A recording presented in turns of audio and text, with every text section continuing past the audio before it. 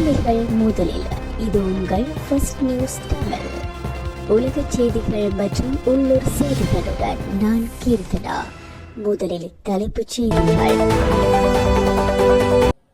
ஹம்பாறையில் அதிகூடிய மழை வீழ்ச்சி பதிவு. கடந்த 24 மணித்தியாலங்களில் 38 மில்லிமீட்டர் மழை. வடக்கில் காணி விடுவிப்பில் முன்னேற்றம், வீதிகள் திறப்பு. பாடசாலைகள் மீள ஆரம்பம் தொடர்பில் நடவடிக்கை. இலங்கையை நோக்கி வேகமாக நுழையும் தாழமுக்கம். கொழும்பு உட்பட பல பகுதிகளில் பலத்த காற்று, கனமழை எச்சரிக்கை. ஈரானில் தீவிரமடையும் போராட்டங்கள். இணையம், தொலைபேசி சேவைகள் முழுமையாக முடக்கம்.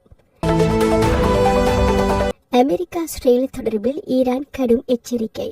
மீண்டும் தாக்குதல் நடந்தால் தக்க பதிலடி. கிரீன்லாந்து தொடர்பில் பேச்சுவார்த்தைக்கு அழைப்பு. கனிம வளங்கள் காரணமாக அமெரிக்காவின் ஆர்வம். இனி விரிவான செய்திகள். கடந்த 24 மணித்தியாலங்களில் இலங்கையில் அதிகூடிய மழை வீழ்ச்சி அம்பாறை மாவட்டத்தில் பதிவாகியுள்ளது. அங்கு 38 மில்லிமீட்டர் மழை வீழ்ச்சி அளவிடப்பட்டுள்ளதாக நீரியல் மற்றும் அனர்த்த முகாமைத்துவ நிலையத்தின் நீர்ப்பாசன பணிப்பாளர் பொறியியலாளர் LS சூரியபண்டார இன்று காலை தெரிவித்தார்.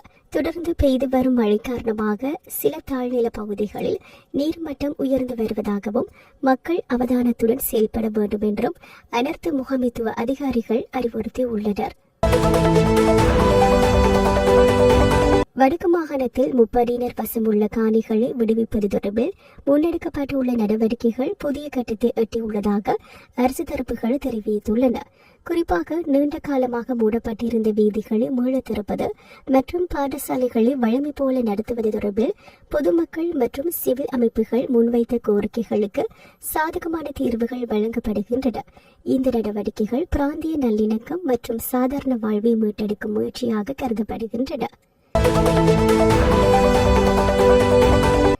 இலங்கைக்கு தென்கிழக்கே வங்காள விரிகுடா கடற்பரப்பில் உருவான ஆழமான காற்றழுத்த தாழ்வு மண்டலம் இன்று அதிகாலை 4 மணி அளவில் மட்டக்களப்பில் இருந்து தென்கிழக்கே சுமார் 200 கிலோமீட்டர் தொலைவில் நிலை கொண்டுள்ளதாக வானிலை ஆய்வு திணைக்களம் தெரிவித்தது. இன்று காலை 5:30 மணிக்கு வெளியிடப்பட்ட வானிலை அறிக்கையின்படி இன்றிரவு முதல் மேல், தென் மற்றும் மத்திய மாகாணங்களில் பலத்த காற்றுடன் கூடிய கனமழை பெய்யக்கூடும் என எச்சரிக்கை விடுக்கப்பட்டுள்ளது.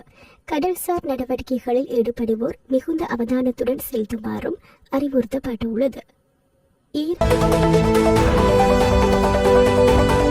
ஈரானில் பொருளாதார நெருக்கடி மற்றும் விலைவாசி உயர்வை எதிர்த்து பொதுமக்கள் மேற்கொண்டு வரும் அரசுக்கு எதிரான போராட்டங்கள் தீவிரமடைந்து வருகின்றன.